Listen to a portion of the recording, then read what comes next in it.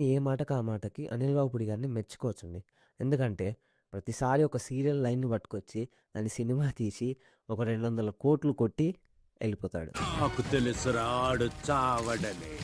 ఆడి body box office. Second half కంటే first half చాలా better అండి. ఫస్ట్ హాఫ్‌లో కొన్ని కామెడీ గూడా మీకు పండుతది. ఎలా అంటే ఇప్పుడు ఫస్ట్ హాఫ్‌లో ఒక 10 సీన్‌లు ఉన్నాయనుకో, ఒక 2, 3 సీన్‌లు ఖచ్చితంగా కామెడీ పండుతది. ఖచ్చితంగా మీరు నవ్వుతారు గూడా ఓ 2-3 సీన్స్‌కి. అది నాకు కొంచెం పర్లేదనిపించింది ఫస్ట్ హాఫ్‌లో. ఇంకా సెకండ్ హాఫ్ అయితే మరీ దారుణంగా ఉంటదండి. చెప్తున్నా కదండీ! సెకండ్ హాఫ్ అయితే చాలా లాగ్ ఉంటది. ఫస్ట్ హాఫ్‌తో పోలిస్తే. ఇంకా మన 'బాస్' యాక్టింగ్ అంటారా? నాకైతే పర్లేదనిపించింది 'బాస్' యాక్టింగ్. ఎందుకంటే ప్రీవియస్ మూవీస్‌తో పోలిస్తే చాలా అంటే చాలా క్రింజ్ ఉంటాయి. అంటే క్రింజ్ అంటే అసలు నాకు నచ్చలేదసలు.